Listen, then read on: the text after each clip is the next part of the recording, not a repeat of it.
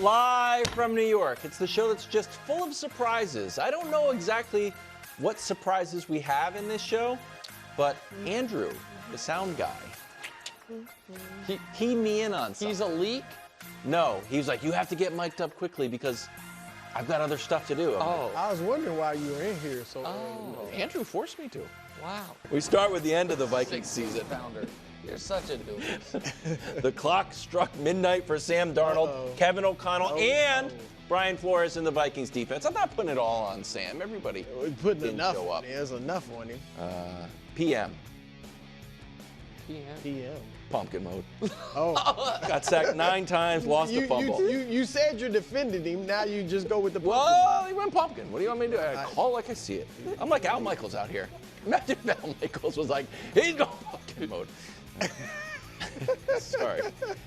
Sacked 9 times. Not great. Pressured 26 times. And his rating under pressure, which used to be good, like, wow, we figured it out. Not so much. Nick, what did you learn about our friend Sam Darnold? Well, I learned a lot about Sam. I also learned a lot about you. This guy is unbelievable. During this same controversial morning meeting, our producers wanted to put something about pumpkin mode in the question. Well, I was like, no. I don't want that to be the question.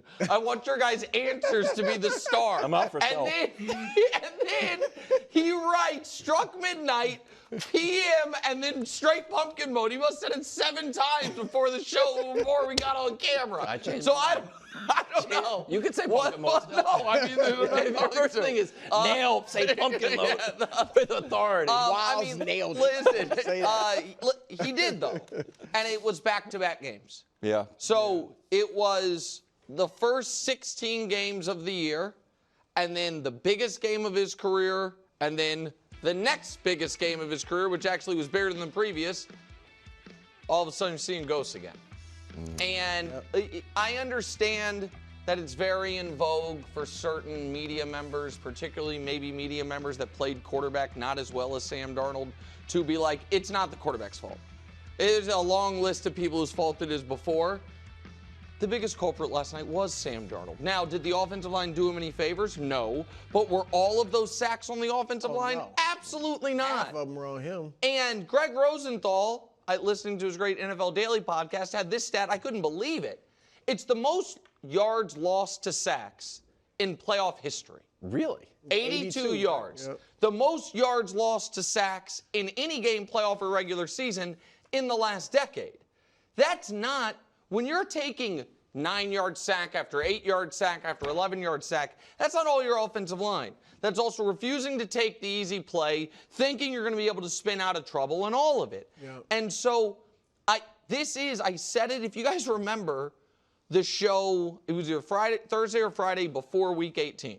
I said one of the things I love about professional football is how unfair it can be. It's a small sample size sport. And 10 days ago, 10 days, Sam Darnold walked into a football game knowing, if I play great, we're going to have the 1 seed, and I'm going to have $100+ million guaranteed. And he played his worst game of the year, which then meant last night he walked into a game knowing the opposite. If I play terribly, everything that I've done this year is undone by these 2 games. And that's what happened.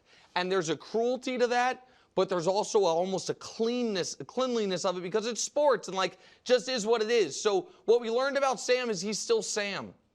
And that's who he is. Yeah, I hate to say the same old Sam because he had a great year. Wasn't that one of your headlines once? It was maybe. Darn old Sam. That might have been when he was really, we had real doubts about him. That's all right. But darn old Sam. When and you mentioned these last 2 games, the pressure was on. We said the Detroit game was the biggest of his career. This was his first playoff start. He only had a few really bad games this year. You know what? Another one of them was against the Jets. Oh. His former team, that not just a former team, but that drafted him, number 3. So I think all of that comes together. You saw him missing open receivers. You saw him holding the ball too much. And, of course, you saw him making costly turnovers that cost him the game. And, Nick, he cost himself – I hate to say it, even though I'm not like a Darnold fan, but he cost himself tens of millions of dollars at least, So if not. Yes, because remember, 2 weeks ago, I was saying it's a no-brainer that Minnesota brings him back. 2 years, 80 million, 3 years, 100, like Baker, maybe a little more. And I was saying, I didn't think given how he was playing, I didn't think he'd take that if he had kept it up. And I did feel like, and I've been consistent on this, you guys will know, if I were another team, I would not pay Sam Darnold big money. I'm talking about before the last 2 games. Because I would be like, is it that system? Yeah, and all that. But now, if I'm the Vikings now, I'm looking at something similar to what I just gave you. 1 year, $10 million. So I'd say I'll bump you 1 year, $15 million. 15. And you battle J.J. McCarthy for the starting job in training camp. Like, that's what it is. Can any team, Brew, that thinks they're contenders after these last 2 games sell to their fans the missing piece is this guy? No. You probably can't sell to the owner. No, so you might be able to sell me, to an owner. the only maybe good news, we got but I think the only teams, Wilds, that would give him, let's just say the Baker deal, 3 years, $100 million. Who? Are the only type of teams that would do it are desperate bad teams that aren't drafting high enough to get their quarterback. Like the Raiders, the Giants, the Saints. Titans. The Titans have number 1 pick, don't they? If So you know what I mean? So a team like Minnesota. And the Saints car is talking about and so my point, I just think he's stuck now. But you mentioned he's got the Raiders. Maybe. And who was the other team? I said the Giants. If I'm one of them, the Giants, No. how you selling him to your fan base? Giants won't work. And I the don't think the Raiders Raiders work either. Yeah. That's what I'm saying. I'll give you a team. The Vikings. Okay, how much would you give him? I'll give him the Baker deal. Really? Well, can I franchise You him? can franchise him. You give him $40 million? He ain't. Look, we are in the golden era of grass is greener. Oh, Mike McCarthy, sure, you won 13 games. It got me to the playoffs. I'm going to, go fish.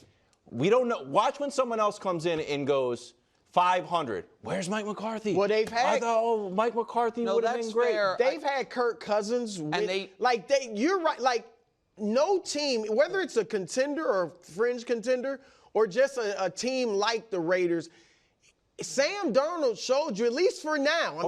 Can I make an argument? He's not going to. They were great in the regular season. Yeah. As soon as the games How many mattered, teams did Sam Darnold lose to all year? 2. How many teams did Jordan Love lose to? Every good team. He lost to Sam Darnold. He lost to those. Lost to the Lions. Yeah. But no one in their right mind is like, you know what? Jordan Love, not it. No, but Sam Darnold, he won 14 games. He had a better game of bad football. Yeah, hold on. 2 things, Wild. And here's what I disagree with you on.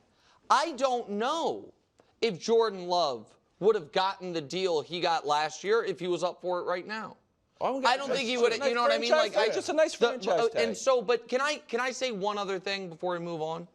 I also think, and this is really relevant to all the teams that are hiring coaches right now, I think we need to take at least a slightly deeper look at the concept of the quarterback whisperer coach and what that really buys you. Because I absolutely believe Kevin O'Connell has shown, you know what I mean, will get the most out of your limited quarterback. And it's really 2 years for because he was under Shanahan last year. And LaFleur maybe as well, and I'm not calling Jordan limited, but the fact of the matter is this, though. In the biggest spots, water consistently finds its level. Like, who is the nobody has whispered a quarterback to a Super Bowl win. You can say Shanahan whispered quarterbacks to the Super Bowls, but with Purdy and Garoppolo, they had the number 1 or number 2 defense in football to go along with it. And so we saw Dable. It's like, oh, look what he did for Daniel Jones, and water found its level. And so I'm not saying there's not real value in these young offensive genius coaches. I'm not saying that. What I am saying is everyone that is so quick, all the Pats fans probably happy with Vrabel because of the history, but Bears fans that were like, we don't want Mike Vrabel, we want Ben Johnson. Really, what matters is, are you pairing your smart offensive coach with a quarterback who's actually a star. Because if he's not, yes, he will raise your floor, but it appears to me, I think everyone's like, Kevin O'Connell, coach of the year. He's going to win all this stuff. And at the end of the year, water found its level. I don't think Kevin O'Connell got worse. I think the quarterback couldn't be propped up anymore. Well, he has struggled in playoffs. I mean, they lost to Daniel Jones. Yes, but that was Kirk's fault. He does deserve a little bit of criticism, and I think Kevin O'Connell's a great coach. The defense deserves a little bit too. Yeah, get rid of a guy who wins 14 games is wild. Any other, but I'm bring him back 1 year, 15 to 20 million. It's wild. It's not like cutting a guy. I don't have to give him the franchise tag because who's going to give it to him? Give him that much money. I would agree with you more if he had another year under contract. It's like, no, we're not cutting him. We're not doing anything. But if somebody offers him, if somebody does out there offer him the Baker deal, 2 years, $75 million. It's like, hey, I've got this on the table. 2 years, $75 million. Do you want to give me that? And you've drafted J.J. McCarthy and you saw this. I probably would not do that. I would be scared if Brian Flores gets a head coaching job and then there's J.J. McCarthy steps in. It's like, all right, we have a different DC and you're basically now a rookie. The Vikings are going to go backwards. Well, the Vikings are probably going to go backwards no matter what. They won 14 games. Yeah. Meanwhile, Rams, they look pretty good. Stafford throws 2 touchdowns, punch his ticket to Philly in round 2. Are you surprised L.A. dominated Minnesota here? Of course not. I mean, listen, Stafford and McVay in the postseason are no joke. I mean, this is now their 6th playoff game together. We can show you Stafford's. They're 5-1. The one loss was by 1 point on the road to an excellent Lions team. Stafford's numbers are insane.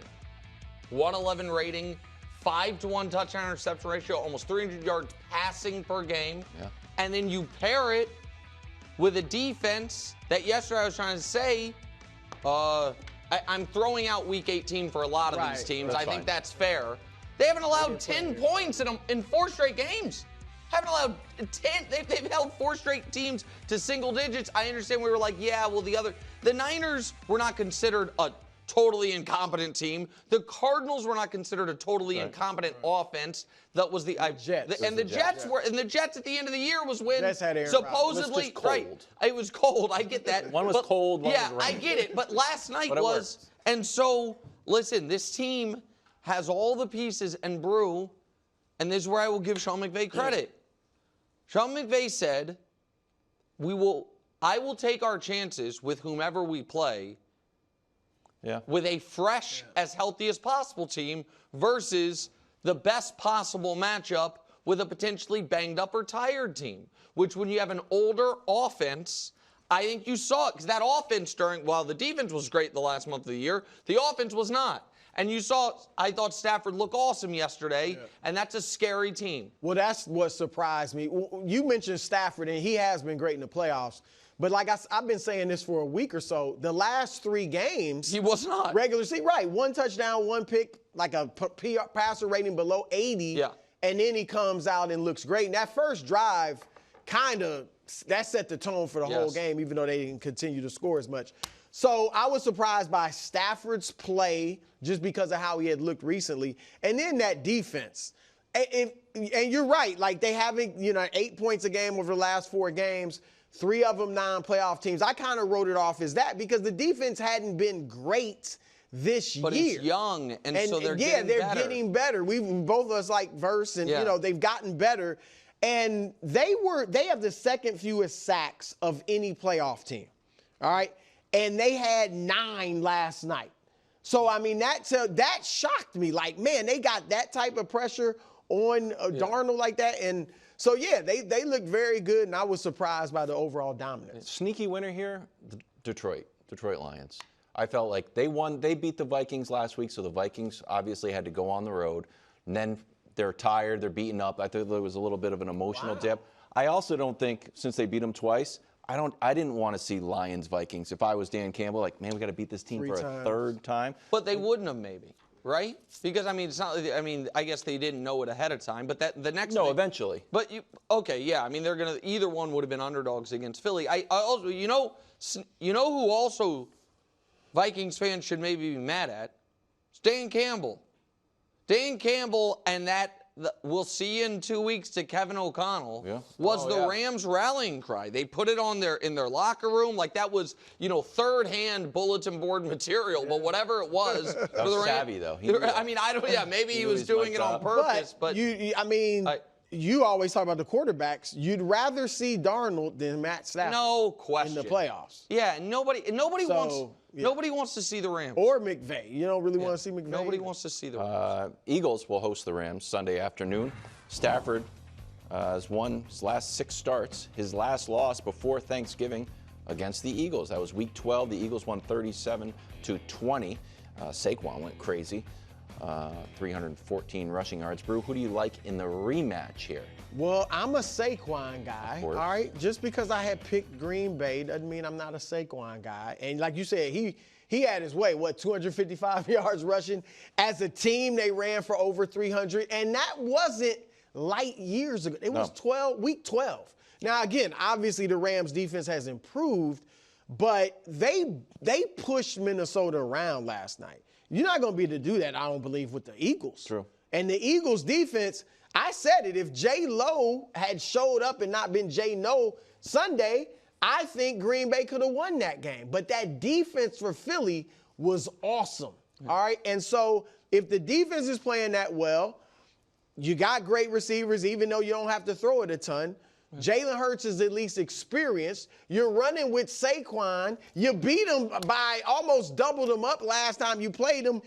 Give me the Eagles. Okay. 2 Eagles fans on the set all of a sudden. And you know what? I got to say this before Nick goes. Nick, man, I don't like the way you've been flirting with the Rams. You're supposed to be the Eagles guy, and you winking at the Rams and buying them flowers and all that stuff. I wave pom-poms for no one, and I'm insulted by this question. I'm an Eagles guy. Everyone knows the Eagles are my pick. Here comes one of the worst bits that we do. See? Oh, no. It's the odd flowers. What? Now there's usually a letter. Are you gonna do this to the Eagles? The last one had lips on it. Remember? I don't even want to see what this card has on it. Wiles, you do the honors. I don't know what this. It's also odd that I always read the letter, even though it's addressed to you. What does it say on the front? I'm not saying that. I'm not saying that. I don't know how is the audience supposed to know what it's to? It says, to Nicky Poo. Wow. From you know who. This better not be a poem. Nicky Poo. That's embarrassing. I see the outline of the lips.